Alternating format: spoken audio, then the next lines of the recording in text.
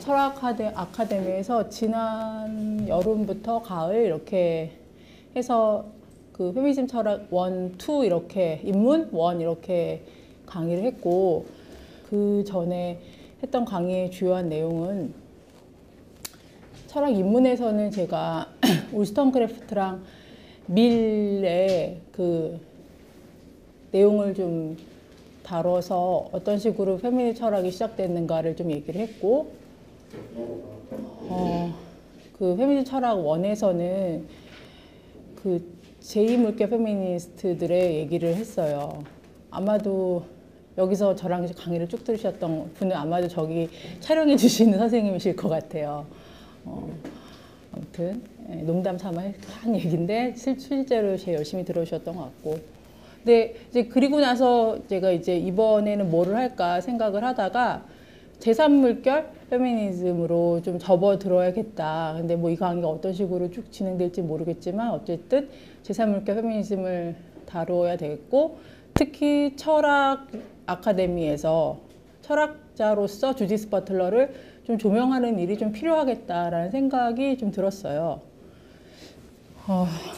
그러니까 왜냐면은 이제 퀴어 이론가로서 주로 버틀러를 많이 다루었잖아요.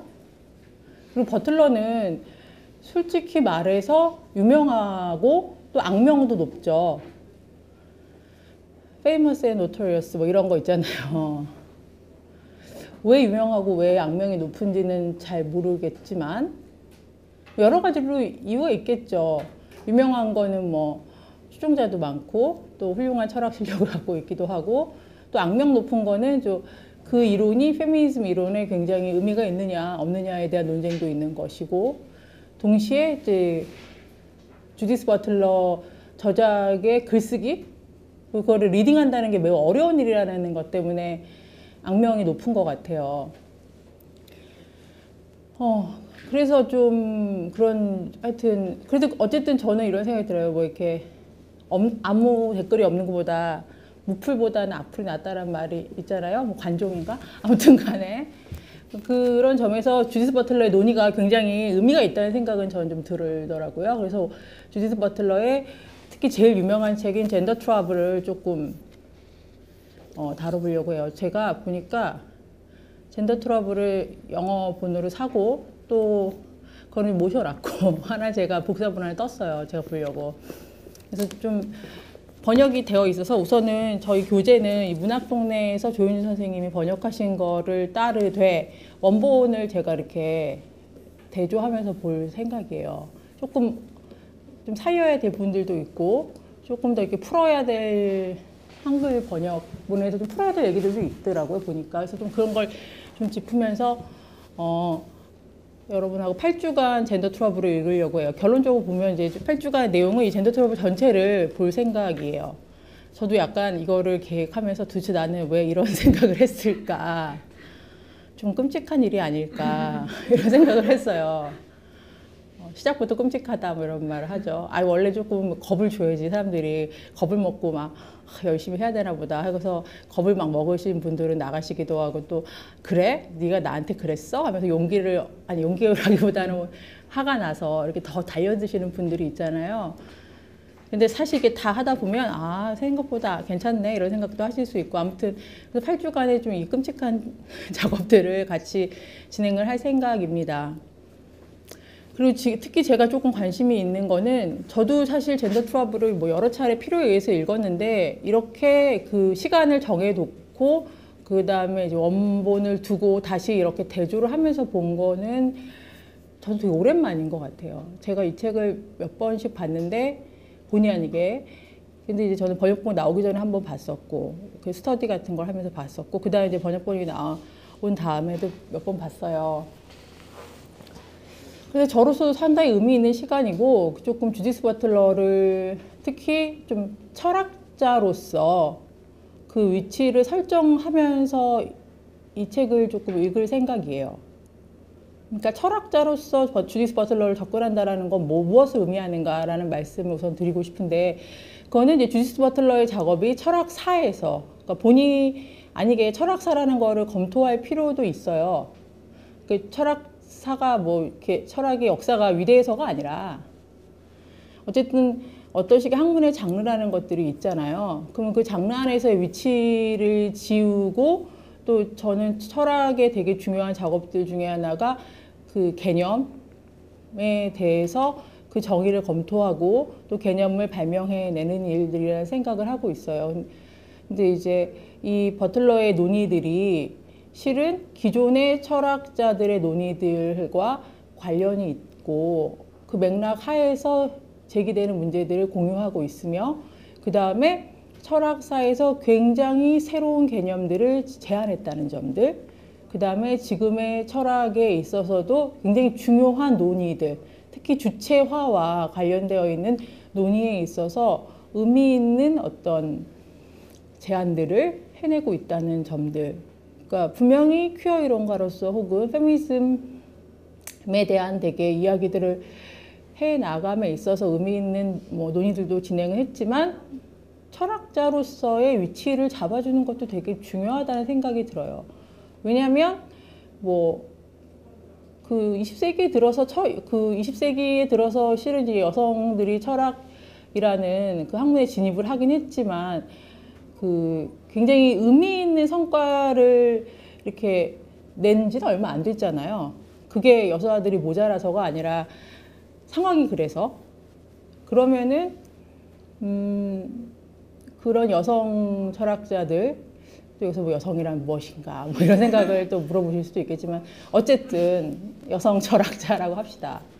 아니면 페미니즘 철학이라고도 할 수도 있고 그런 이야기들을 이렇게 이 철학사 안에서의 어떤 계보에 이렇게 진입시키고 자리를 잡아주고 기존의 철학자들과의 어떤 관계가 있는지를 맺어주는 것도 상당히 저는 의미가 있어요. 그리고 버틀러는 참고적으로 죽지 않았어요. 그렇죠? 아주 잘 살아있어요. 제가 이렇게 얘기하니까 굉장히 막 죽은 사람을 얘기하는 듯이 하지만 뭐 버틀러가 알겠어요. 그 한국에서 내가 이렇게 자기를 이렇게 철학사에다 집어넣으려고 매우 노력하고 있다는 거를 뭐 편지라도 쓸까요? 모르겠어요. 그거는 모르겠지만 어쨌든 간에 저는 좀 그런 작업을 해보려고 합니다. 그래서 오늘은 주요하게 이제 여러분들 그 실라버스 보셨으니까 아셨을 거예요. 그래서 주로 오늘은 이렇게 얘기할 거는 이 책에서 개정판 서문하고 초판 서문의 내용을 주요하게 다룰 생각입니다. 그리고 다음 시간부터 제가 한 장당 2강씩 아마 거의 잡고 어떤 장만 3강을 잡았던 것 같아요. 근데 그거는 좀 얘기를 많이 해야 될 것들을 해서 그 얘기는 뭐냐면 여러분들이 이 책을 꼭 읽으셔야 된다는 거. 그 8주간이면 읽을 수 있지 않을까요? 아닌가요? 8주간 읽으면 실제로 내가 페이지를 재봤는데 40페이지 정도 읽으면 돼요. 우리 일주일에 한 번씩 만나니까 40페이지를 읽을 수 있잖아요.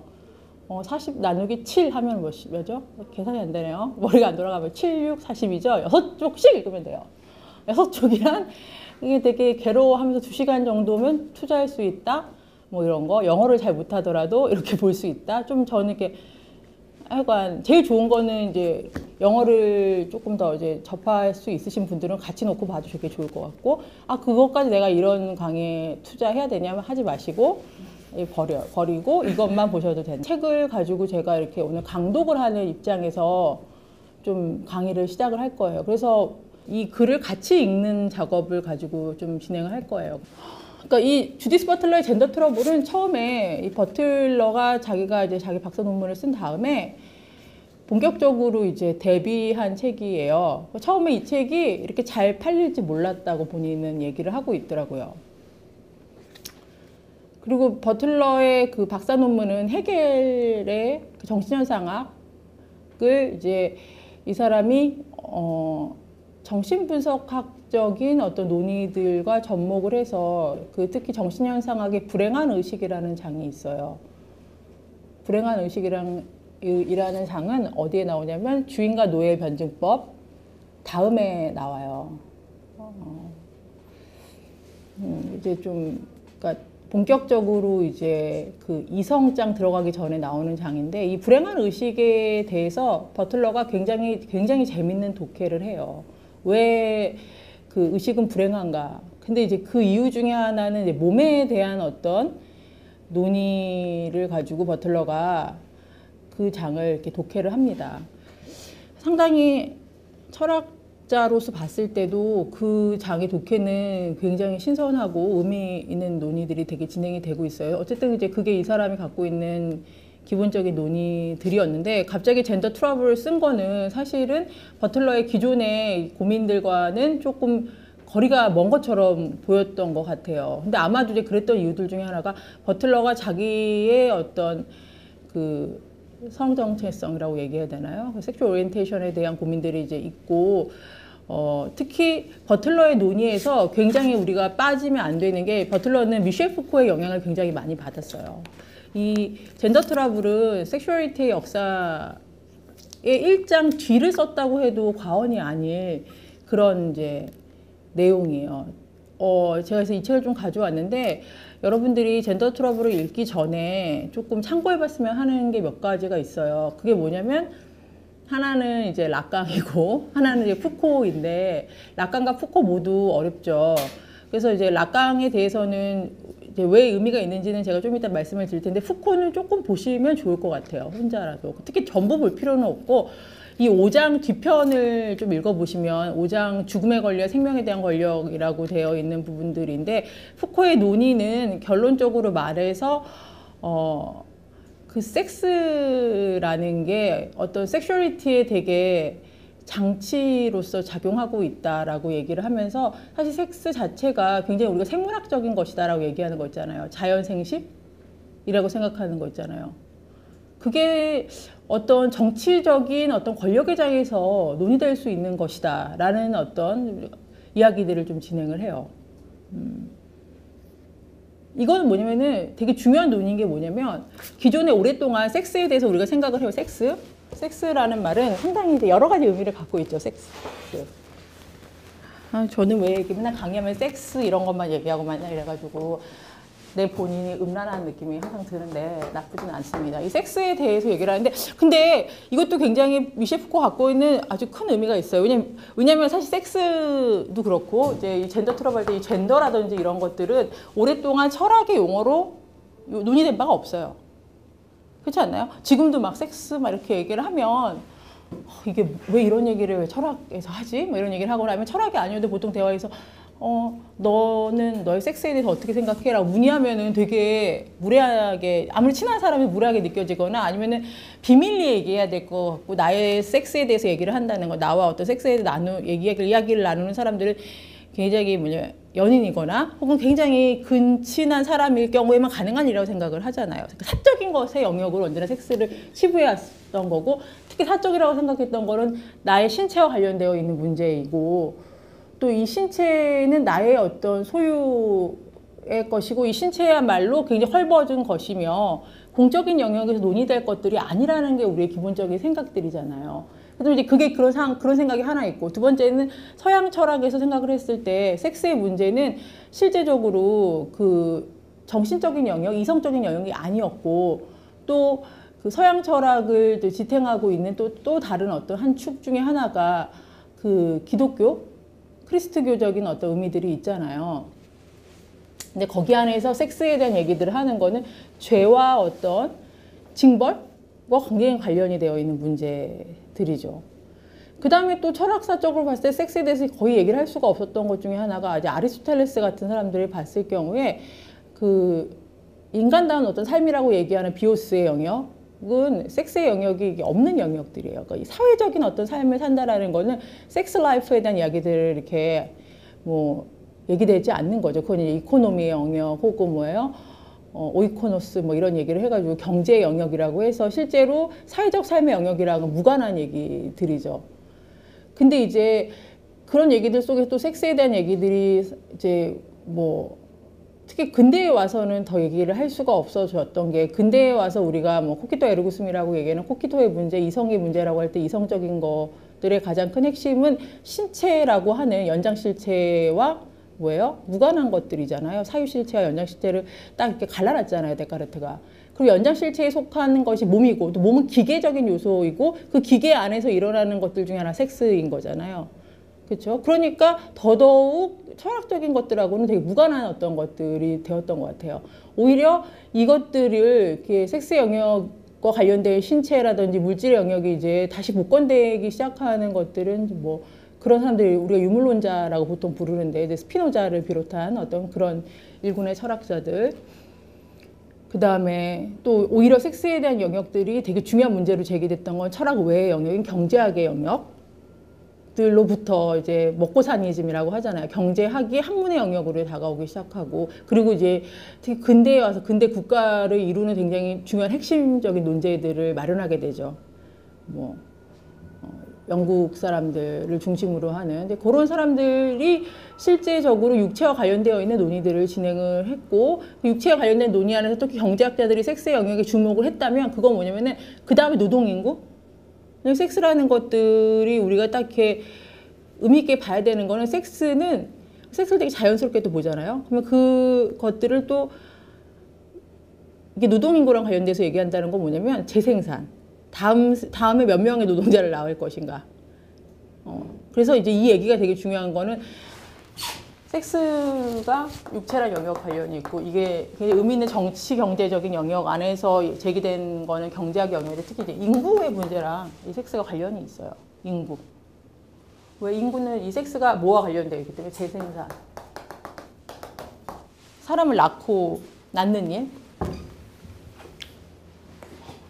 근데 그거 외에는 이게 공적인 영역에서 섹스가 얘기되지 않았다는 얘기를 제가 계속 드리는 거예요. 근데 이제 공적인 영역이 좀 제기되겠던 게 경제학의 영역들이고, 육체 영역에 대해서는 이제 다들 얘기를 하지 않고 있다. 이제 유물론자들이 등장을 하면서 육체의 영역들을 얘기하고 섹스에 대한 얘기들을 좀 진행을 하기 시작하는 것 같아요. 근데 이제 이런 얘기들은 뭐냐면, 섹스가 언제나 사적인 영역으로 얘기됐던 것들은 철학적인 논의로도 얘기될 수 없을 뿐만이 아니라, 실은 지금 우리가 생각하는 섹스를 둘러싸여 있는, 섹스를 그냥 비밀스러운 걸로 얘기하거나 섹스한테 부과되어 있는 죄의 이미지라든지 이런 거 있잖아요. 그런 것들이 실은 아주 사적인 영역이었던, 혹은 아예 눈에 띄지도 않고 사람들이 그게 뭐 문제인지도 몰랐을 때는 죄도 아니었다는 거예요, 실은. 죄도 아니었다는 거예요. 그러니까 뭐냐면 왜 이런 거 있잖아요. 왜 지금이야 좀 그런 식의 생각들을 사람들이 조금 하지만, 왜 누가 그런 얘기를 하던데, 한국 같은 경우에 뭐 한 10년 전만 해도 그 동성애자들의 어떤 동성애나 퀴어 무브먼트들이 이렇게 눈에 가셔야 되지 않았잖아요. 근데 이제 한국 여성들을 보면 굉장히 여성들끼리 친밀하잖아요. 손도 잘 잡고 다니고, 막 팔짱도 끼고 다니고. 그리고 또 한국 남성들도 굉장히 서로 친해요. 특히 성인 남성들끼리 굉장히 친한 거 아시죠? 술만 먹으면 너무 친하잖아요. 뽀뽀하고 막 부비고 막 장난 아니잖아요. 근데 우리가 그걸 되게 성애적인 걸로 해석을 하지 않잖아요.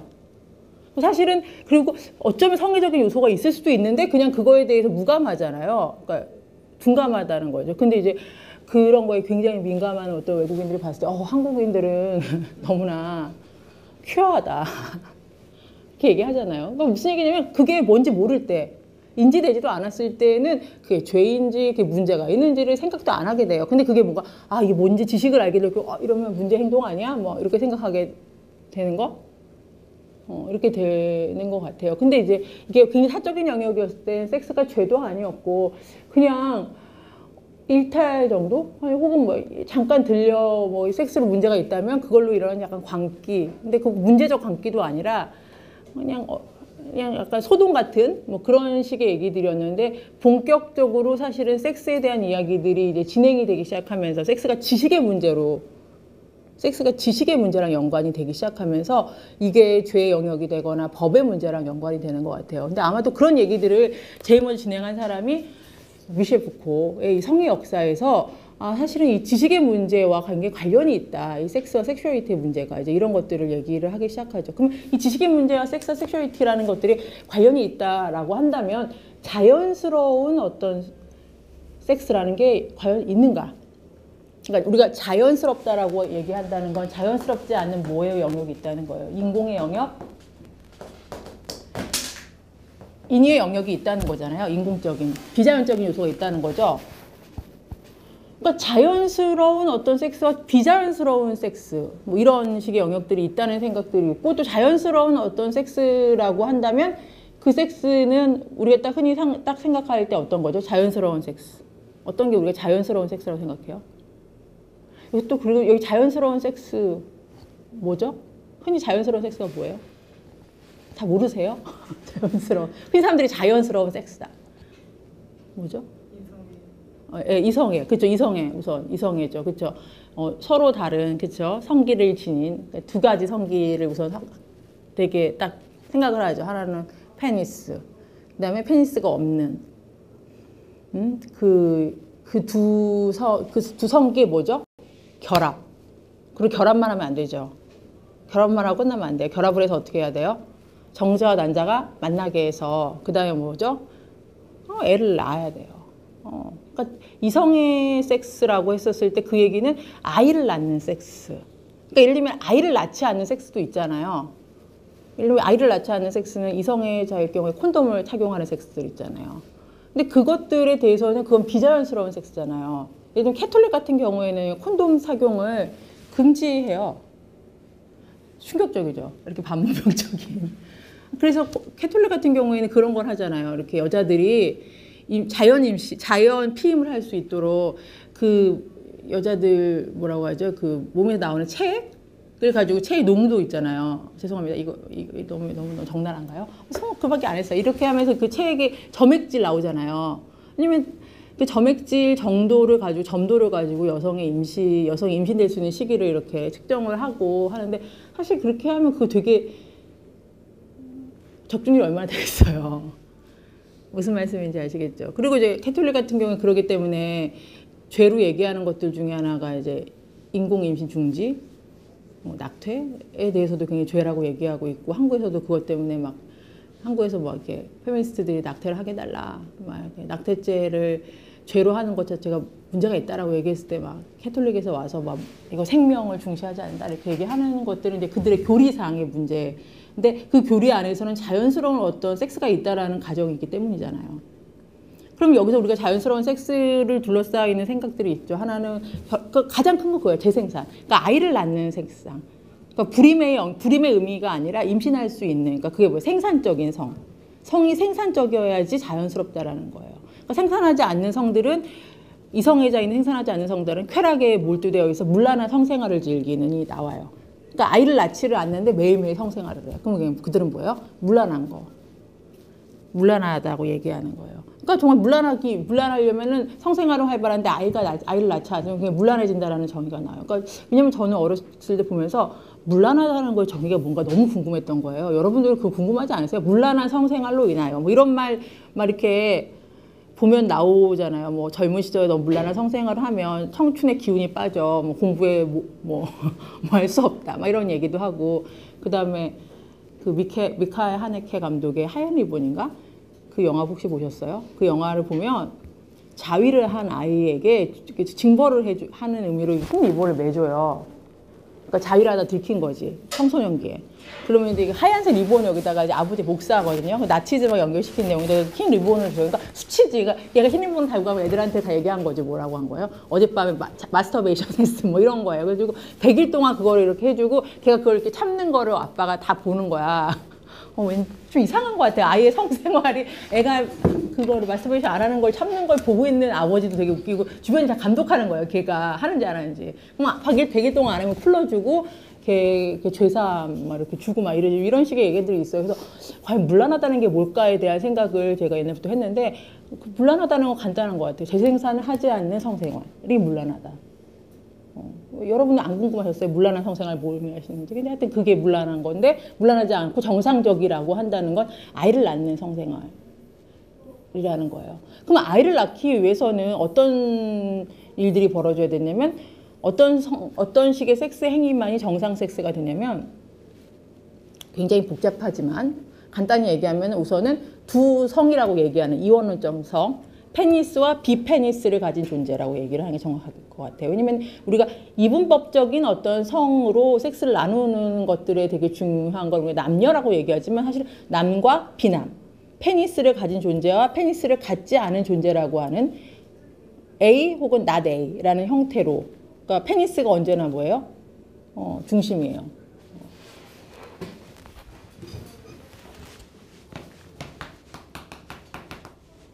not A라고 쓸게요. not A의 형태. 이게 페니스. 이게 아닌 거. 이렇게 가진. 페니스라고 안 써도 돼. P라고 썼어요, 그냥. 근데 이런 식으로 되는 거예요. 왜냐면 사실 남녀라는 성, 우리가 두성이라고 자연적 성이라고 생각할지 모르겠지만 사실 자연스러운 성의 두성이라고 하는 것도 기본적으로 페니스를 가지고 이제 제기됐다는 거예요. 그러니까 이거를 되게 이해하는 게 되게 중요한 게 왜냐하면 이런 식의 자연스러운 성생활이란 게 무엇인가를 따져보기 시작하면요. 이게 상당히 자연스럽지 않다라는 게 밝혀지거든요. 왜냐면 제가 남여라고 얘기하지 않았잖아요. 여자. 이 여자의 어떤 성이라는 거는 이 페니스를 통해서 조직되는 거잖아요. 남자는 그냥 남자예요. 페니스를 갖고 있어서. 그러니까 우리가 자연스러운 성이라고 얘기하는 섹스라고 하는 것도. 근데 여성 같은 경우에는 남성의 반대항으로서 이렇게 있는 거예요. 이걸 이해하는 게 저는 페미니즘이 되게 중요한 논제가 될 수 있기 때문에 제가 말씀을 좀 드리는 거고 제2의 성에서 시몬 드 부바르가 한 얘기가 사실 이 얘기고 여자는 언제나 타자다라고 얘기하는 거의 기본적인 논제 자체가 여자는 언제나 남성의 반대항으로 존재하고 남성의 결핍으로 존재한다고 얘기하는 이런 얘기죠. 근데 왜냐면 그 얘기의 근간은 자연스러운 어떤 성생활은 무엇인가 이제 이런 생각들을 하게 될 때 충분히 이제 이해할 수 있는 얘기예요. 우리가 이제 여기서 알 수 있는 건 이 섹스라는 말은 기본적으로 어떤 성생활, 자연스러운 성생활을 얘기하고 있고 이 섹스 행위라는 것 자체가 이미 섹스 행위를 통해서 이게 섹스 행위 자체가 이 섹스라는 말이 갖고 있는 두 가지 의미, 한 가지는 뭐 성생활, 두 번째는 뭐죠? 생물학적 성이라고 하는 것들을 둘 다 이렇게 의미 지우는 생물학적 성이라는 거는 자연스러운 성생활, 제가 성생활이라고 얘기했어요. 그런 관련이 있다는 걸 알 수가 있어요. 그리고 뭐냐면은 자연스러운 성생활이란 무엇인가라는 어떤 뭐죠? 지식의 문제랑 굉장히 관련이 있다는 거예요. 이 얘기가 미셸 푸코가 한 얘기예요. 그리고 주디스 버틀러도 그 얘기를 가지고 옵니다. 이거는 우리가 좀 생각해 봐야 되는 게 우리가 자연스럽다고 얘기하지만 사실 자연스럽다라고 믿어온 건 아닐까. 왜냐면 이건 자연스러운 거야. 여러분 어떻게 하셨어요? 지식을 통해서 아셨잖아요. 그리고 사회가 그렇게 얘기하잖아요. 뭐 예를 들면 막 TV 같은 거 보더라도 막 이렇게 막 어린 여자애들이 나와도 여자하다 뭐 이런 말들을 막 하잖아요. 뭐 여자라서 참 여자애라 다르다. 동생을 챙긴다는 둥. 그 다음에 막 여자 예쁜 그 TV에서 얘기하는 예쁜 어린 소녀 같은 애가 있으면 또 그 또래의 남자가 있으면 둘을 항상 이렇게 연결시켜 주잖아요. 그러니까 둘이 만났더니 부끄러워하네. 사실 걔가 부끄러워하는 것도 아니고 그냥 관심도 없어 보이는데 막 연결시켜 주잖아요. 둘이 결혼해 나중에 막 얘기하잖아요. 조금 이렇게 만난 지 5분밖에 안 되고 손 한번 잡아줬는데 결혼하래. 그렇지 않나요? 근데 이제 그런 같은 것들을 봤었을 때 어떤 여자애가 또 나왔네. 또 다른 여자애가 나왔어요. 그럼 둘이 친구라 또래라서 친구네 이렇게 얘기하잖아요. 둘은 같은 5분 등장했는데 여자애들 둘이 있으면 친구하라고 그러고 남녀라고 애들이 딱 등장하면 무조건 뭐예요? 둘이 친하다 뽀뽀해줘라 갑자기 성과 관련되어 있는 두 성이 다르기 때문에 뭔가 다른 식의 행동을 할 거라는 식으로 얘기를 하면서 나중에 더 심하면 결혼해라 이런 왜 갑자기 만난 지 5분밖에 안 되면 결혼을 시켜요? 그렇죠? 그러니까 그런 일들이 벌어지잖아요. 근데 그게 왜 그래요? 그걸 통해서 저런 남자를 만날 경우에 나 여자라 부르는데 쟤 남자이고 그럴 경우에 나 쟤랑 결혼해야 되는구나 식으로 우리가 이렇게 매스미디어나 많은 사람들이 얘기를 통해서 지식으로 얘기되는 거잖아요. 그러니까 이건 뭐냐면 자연스러운 성이라는 것들로 규정되는 것들이 어떤 지식의 문제랑 굉장히 큰 관련이 있다라는 것들. 그 다음에 사실은 이 섹스라는 문제가 섹슈얼리티의 문제랑 굉장히 큰 관련이 있다. 어떤 섹슈얼리티를 갖는가, 그렇죠? 이 섹슈얼리티의 문제랑 아주 큰 긴밀한 관련성이 있다는 점들이 이 성의 역사에서, 이 섹슈얼리티 역사에서 이게 밝혀지기 시작을 해요. 근데 젠더 트러블은 바로 그 얘기들을 이제 가지고 들어옵니다. 우선 뭐냐면 자연스러운 섹스라는 게 있나? 이런 질문이에요, 사실. 그 다음에 이제 이런 생각들이 이제 미셸 푸코의 생각들을 기본적으로 갖고 있는 거고, 두 번째 이제 버틀러가 페미니스트로서 이제 얘기를 해야 될 것들이 있어요. 왜냐면 이거는 이제 페미니즘 철학의 되게 중요한 저작이기 때문에. 뭐냐면 이제 버틀러의 이 책의 제목은 젠더 트러블이잖아요. 제목 자체가. 이 말을 한국어로 번역하기도 어려워. 젠더 트러블. 이거 어떻게 번역해? 젠더 문제야? 젠더 문제. 이것도 이상하잖아요. 문제적인 젠더. 사실 이거를 조금 한국식으로 번역을 조금 더 하자, 의역을 하자 문제적인 것으로서의 젠더 같아요. 문제적인 것, 그것 바로 젠더다. 뭐 이런 거예요. 뭐냐면 젠더라는 말이 상당히 문제적이다라고 얘기를 하는 거예요. 젠더와 둘러싸이는 많은 문제들, 뭐 이런 식의 많은 어떤 내용들을 갖고 있어요. 이 책의 이 말에서는. 그럼 왜 젠더가 문제일까? 이런 생각을 해야 될 것 같아요. 이 책은 사실 섹스에 대해서 얘기하는 책이 아니라 젠더에 대해서 얘기하는 책이거든요. 그러니까 젠더가 문제적이라는 거예요. 왜 문제적인가를 좀 우리가 좀 이해를 해보면 좋을 것 같아요. 그럼 왜 젠더를 문제적이라고 보는 걸까? 이제 이게 되게 중요한 것 같아요. 여기 보면 특히 이제 개정판 서문을 읽어보셨으면 알겠지만 미리 예습을 하고 계신 분이 있었다면 여기서 이 사람이 겨누고 있는 사람이 있어요. 캐서린 맥키넌을 이 사람이 겨누고 있어요. 캐서린 맥키넌에 대해서 비판적으로 보고 있어요. 왜 그런가도 좀 이해를 해볼 필요가 있어요.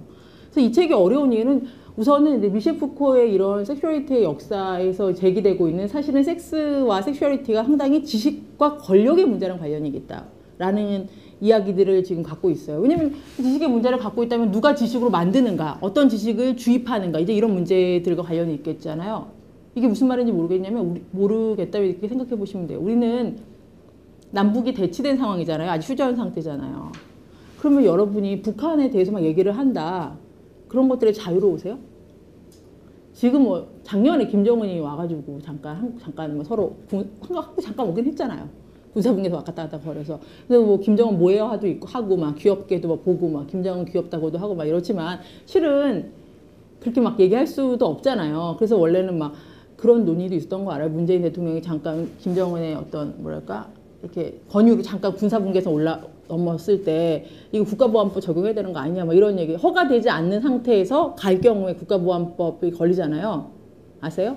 국가의 허락 없이 북한을 방문을 하면 국가보안법 걸려요. 근데 김정은이 잠깐 넘으시죠 할 때 국가의 허락이 없잖아요. 왜냐면 행정부의 수반자라고 해서 국가안기부에다가 국가정보원이나 어쩌고 신고하고 한 건 아니잖아요. 그래서 그 논쟁이 있다가 흐지부지 됐잖아요. 뭐 외교적 사안인데 무슨 헛소리냐 막 그런 식으로 민감한 얘기를 하는 거예요. 민감한. 그리고 우리는 사실 북한에 대해서 아는 바가 없잖아요. 평양에 대해서 아시는 바 있어요? 없잖아요. 제가 그 작년에 평양하고 서울하고 비교해서 막 JTBC 다큐를 만들었는데 그걸 보고 평양을 보고 야 뭐 능라도 왜 냉면집 이름이 능라도인지 알겠더라고요. 그 능라도가 평양에 있는 어떤 섬 이름이더라고요. 여의도와 같은 섬 이름이고 막 이런 거더라고요. 그러니까 아는 바가 전무했다는 거예요. 왜냐면 굉장히 가까운 땅인데. 그럼 왜 그랬겠어요? 우리가 왜 북한에 대한 지식이 이렇게 몰라요? 북한에 대해서 알려고 하는 건 뭐예요? 북한에 대해서 알려고 하는 것 자체가 국가보안법에 걸리는 거잖아요. 그렇지 않나요? 근데 트위터에서 박정근 씨인가 그 사람이 북한에 대해서 무슨 약간 조롱하는 트위터 했는데 그 사람 그걸 국가보안법으로 넘겨졌다 결국은 뭐 무죄로 판매를 했는데 그런 정도로 어떠한 지식을 이렇게 통제하고 있다. 그 지식을 생산하는 것들이 사실 권력하고 굉장히 민감한 밀접한 관련을 갖고 있다는 것들을 누가 얘기했어요? 미셸 푸코 얘기한 거예요. 이 지점을 이 주디스 버틀러가 그대로 가지고 와요. 그러면 뭐야? 자연스럽다고 얘기하는 것들이 사실 지식의 문제와 권력의 문제랑 관련이 있고 지식과 권력이 사실은 그냥 밀접한 관계를 맺고 있고 그걸 담론이라고 이제 이 사람은 얘기를 하고 있어요. 근데 어쨌든 그 얘기를 들여와서 정말로 자연스럽다는 게 무엇인가, 어떻게 자연스럽게 되는 것인가 라는 그 질문을 그대로 이제 푸코를 들여온다는 점을 여러분이 아셔야 될 것 같고